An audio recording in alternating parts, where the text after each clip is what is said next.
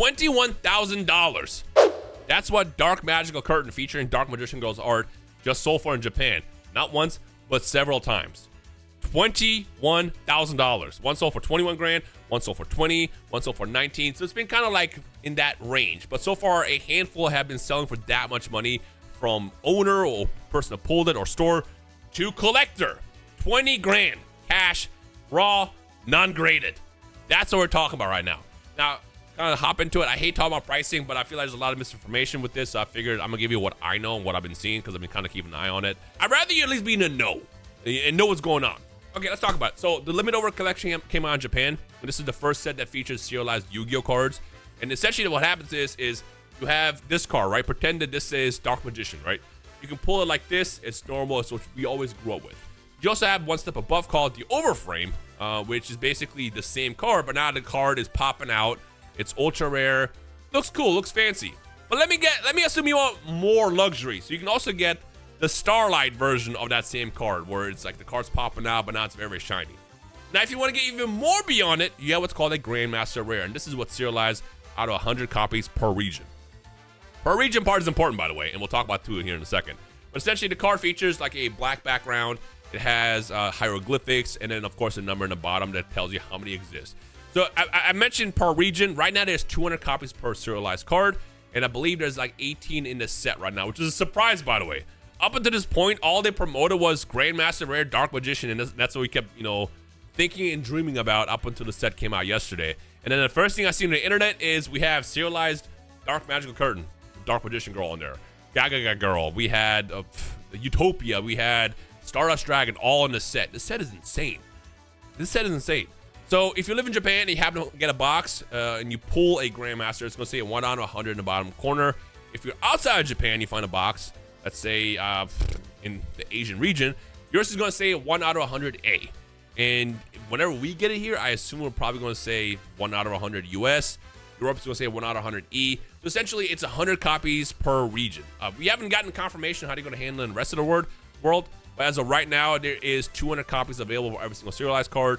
One limited to Japan for 100, and then the other 100 in the Asian region everywhere else. Which I don't know which part of the world that completely entails in the Asian region, obviously. But yeah, so Dark Magician Girl is the chase. It's funny because, like, I posted this on Twitter. Dark Magician and Blue Eyes were kind of like what we salivated over, and then we saw this card got a serialized. Obviously, we knew serialized cards were going to be coming out. They've been posting them on Twitter. I just didn't realize it was going to be like this. So let's talk about the actual pricing. So initially, when the card came out, this screenshot made its rounds around the internet, and a lot of people were like, "Where are people getting 20 grand from? It's $1 million or million yen card, which is about $6,700." And this is just a buyback price, by the way. This is the equivalent of walking into GameStop with a game you just bought, and they being like, "Hey, I know you paid $60 for that. We'll give you $10 for it if you just give it to us right now." And you'd be like, "Sure." That's what that was. It wasn't selling for $1 million. It's what the shops were offering to buy from you. And when they realized no one was going to give it up for that little, that price went up to 1.5 million and 2 million and 2.2 and 2.5 million. I've seen buyback prices ranging between 2.2 to 2.5 on day one. And by tomorrow, it's probably going to say 3 million, meaning if you pull it, the shops will straight up give you that much money for that card on that spot, only to turn around and list it for twice whatever it's actually worth. What's the actual value for these cards? We don't really know, honestly.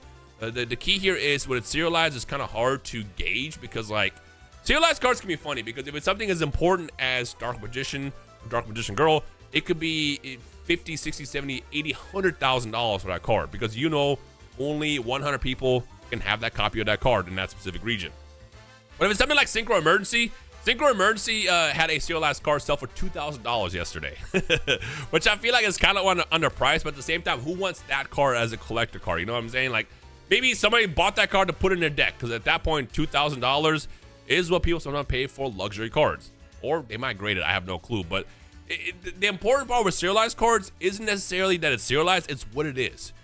Back in Weiss Schwarz, when they had serialized copies of I think that card sold for like 20 grand raw out of like the 10 copies that existed within that set. But all the other cards that also had a serial stamp sold for way, way less. I remember seeing Rio or Futaba, she sold for like 2 grand, I think, in a BGS 10 was already graded. Nobody wanted it. But when it comes to everybody wants it. So that part is very important. I know a lot of people are gonna hop into this hobby, whether you're a vendor or you just come back to the game or you're just a scalper yourself, and you're gonna see these serialized cards and go, oh, I'm gonna put a $1 billion price tag on it, only to realize ain't nobody buying that shit, gang. Ain't nobody buying that shit.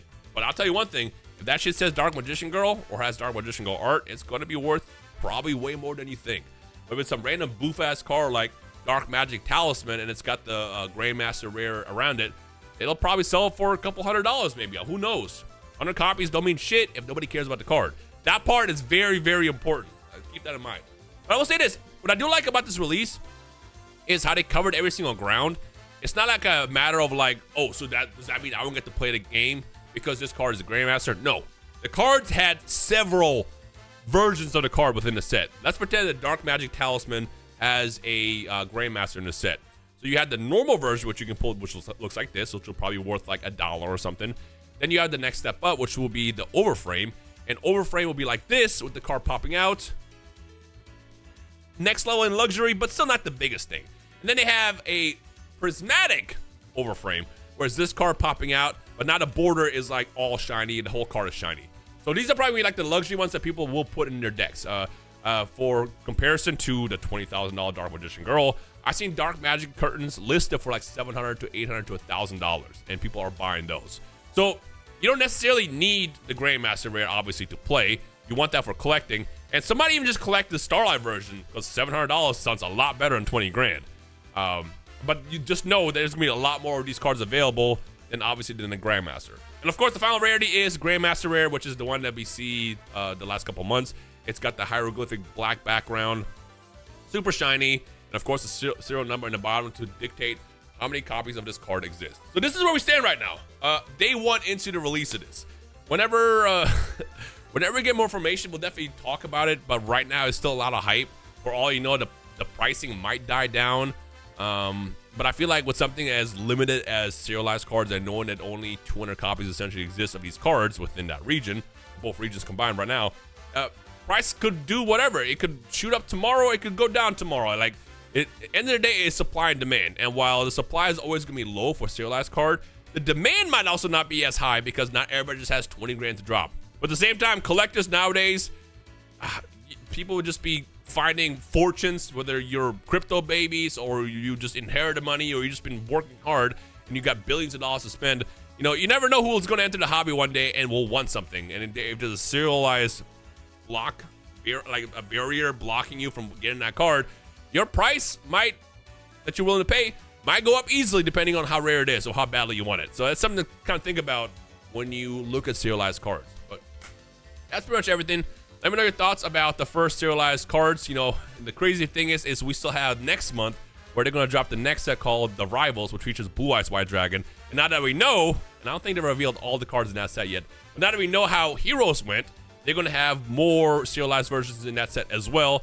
And honestly, I'm going to just tell you right now, hard prediction, I think Dark Magician Girl or Dark Magical Curtain right now is going to be the ceiling for how crazy these get.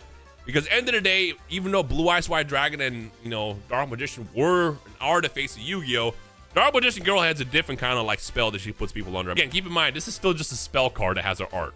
When we get the overframe one day at some point in the next year or so, it's going to be probably generational numbers. I feel like we're going to see this card come out and sell for 50 grand right then and there. And then when it gets graded, we're talking about $100,000 to $200,000 card plus, depending on if it's a high grade. It's going to be chaos. Yu-Gi-Oh! Is back. Not that it ever really left, but it's got a lot of spotlight on it. And I feel like the next couple months with this new wave of how Konami is handling the game is going to be interesting. And I'm curious to know what's going to happen down the line. That said, let me know your thoughts on everything. If you have any information you yourself found. Again, one thing I want to keep in mind is because people keep posting pictures of the buybacks and being like, this is $6,000. Just remember, this is what the store is offering you. This is not what they were selling for. But the actual sales, 20 grand plus. Thank you guys for watching. I'll see you in the comment section below.